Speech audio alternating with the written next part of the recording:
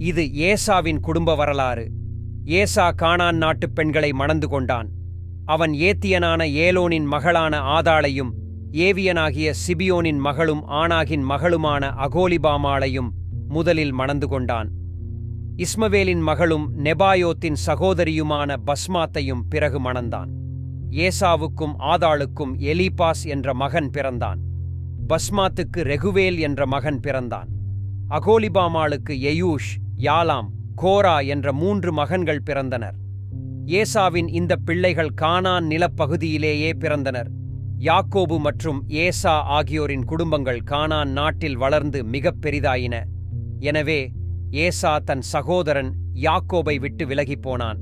ஏசா தனது மனைவியரையும் பிள்ளைகளையும் அடிமைகளையும் பசுக்கள் மற்றும் மிருகங்களையும் மற்ற பொருட்களையும் எடுத்துக்கொண்டு சேயீர் எனும் மலைப்பகுதிக்குச் சென்றான். ஏசாவுக்கு ஏதோம் என்ற பேரும் உண்டு.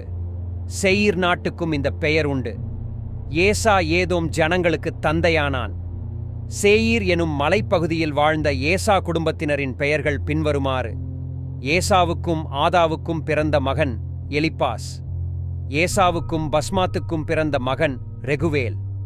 எலிப்பாசுக்கு தேமான், ஓமார், செப்போ, கத்தாம், கேனாஸ் எனும் 5 மகன்கள். எலிப்பாசுக்கு திம்னா என்ற வேலைக்காரி இருந்தாள். அவளுக்கும் அவனுக்கும் அமலேக்கு என்ற மகன் பிறந்தான். ரெகுவேலுக்கு நகாத், செராகு, சம்மா, மீசா என்று 4 மகன்கள். இவர்கள் ஏசாவுக்கு பஸ்மாத் மூலம் வந்த பேரக்குழந்தைகள். ஏசாவின் 3வது மனைவியான சிபியோனின் மகள் ஆனாகினின் மகளான அகோலிபாமாள் எயூஷ், யாலாம், கோராகு எனும் மகன்களைப் பெற்றாள். ஏசாவின் மகன்களில் கீழ்க்கண்ட கோத்திரங்கள் தோன்றினர். ஏசாவின் மூத்த மகன் எலிப்பாஸ். எலிப்பாசிலிருந்து தேமான், ஓமார், செப்போ, கேனாஸ், கோராகு, கத்தாம், அமலேக்கு என்பவர்கள்.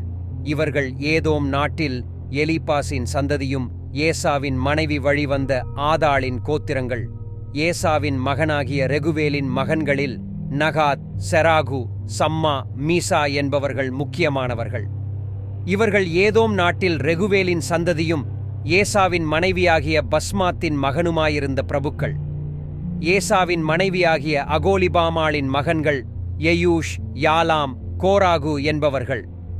இவர்கள் ஆனாகின் மகளும் ஏசாவின் மனைவியுமாகிய அகோலிபாமாளின் சந்ததியாயிருந்த தலைவர்கள். இவர்கள் எல்லோரும் ஏசாவின் குடும்பத்திலிருந்து வந்தவர்கள். அந்த நாட்டில் ஏசாவுக்கு முன் வாழ்ந்த சேயீருக்கு லோத்தான், சோஃபால், சிபியோன், ஆனாகு, திஷோன், ஏதசேர், திஷான் என்னும் மகன்கள் இருந்தனர். இவர்கள் ஏதோம் நாட்டில் சேயீரின் மகன்களாகிய ஓரியருடைய சந்ததியாயிருந்த பிரபுக்கள்.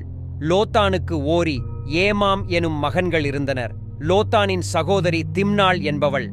சோஃபாலினுக்கு அல்வான், மானகாத், ஏபால், செப்போ, ஓனாம் எனும் மகன்கள் இருந்தனர். சிபியோனுக்கு ஐயா, ஆனாகு எனும் மகன்கள் இருந்தனர். ஆனாகு தன் தகப்பனாகிய சிபியோனின் கழுதைகளை பாலைவனத்தில் மேய்க்கையில் வெந்நீர் ஊற்றுகளை கண்டுபிடித்தான். ஆனாகினுக்கு திஷோன், அகோலிபாமாள் எனும் பிள்ளைகள் இருந்தனர். திஷோனுக்கு எம்தான், எஸ்பான், இத்தரான், கெரான் எனும் மகன்கள் இருந்தனர். ஏத்சேனுக்கு பில்கான், சகவான், அக்கான் என்னும் மகன்கள் இருந்தனர். திஷானுக்கு ஊத்ஸ், ஆரான் என்னும் மகன்கள் இருந்தனர். ஓரியரின் சந்ததியிலே லோத்தான், சோஃபால், சிபியோன், ஆனாகு, திஷோன், ஏத்சேர், திஷான் என்பவர்கள் தலைவர்களானார்கள். இவர்களே சேயீர் நாட்டிலே தங்கள் பகுதிகளில் இருந்த ஓரியர் சந்ததியிலே உள்ள பிரபுக்கள். அப்பொழுது ஏதோமிலே ராஜாக்கள் இருந்தார்கள். இஸ்ரவேலுக்கு நீண்ட காலத்திற்கு முன்பே ஏதோமில் பல மன்னர்கள் இருந்தனர். பேயோர் எனும் அரசனின் மகனாகிய பேலா ஏதோமில் ஆட்சி செலுத்தி வந்தான். அவன் தின்காபா எனும் நகரிலிருந்து ஆண்டான்.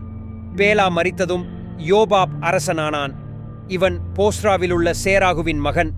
யோபாப் மரித்ததும் ஊசாம் அரசாண்டான். இவன் தேமானிய நாட்டினன். ஊசாம் மரித்ததும் ஆதாத் அரசாண்டான். இவன் பேதாதின் மகன். ஆதாத் மோவாபிய நாட்டிலே மீதியானியரை வெற்றி பெற்றவன். இவன் ஆவீத் நாட்டிலிருந்து வந்தவன். ஆதாத் மரித்தபின் சம்லா அரசாண்டான். இவன் மஸ்ரேக்கா ஊரைச் சார்ந்தவன். சம்லா மரித்தபின் சவுல் அரசாண்டான். இவன் அங்குள்ள ஆற்றின் அருகிலுள்ள ரெகோபோத் ஊரைச் சேர்ந்தவன்.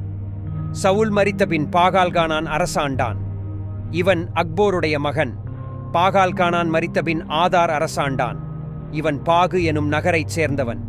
இவனது மனைவியின் பெயர் மெகேதபேல். இவள் மத்ரேத் மற்றும் மேசகாவின் மகள். ஏசாவே ஏதோமிய குடும்பங்களின் தந்தையாவான். ஏசாவின் வம்சத்தில் திம்னா, அல்வா, ஏதேத், அகோலிபாமா, ஏலா, பினோன், கேனாஸ், தேமான், மிப்சர், மக்தியேல், ஈராம் எனும் பிரபுக்கள் இருந்தனர். ஒவ்வொரு குடும்பமும் அந்தந்த குடும்பப் பெயர்களால் அழைக்கப்படுகிற பகுதிகளில் வாழ்ந்து வந்தனர்.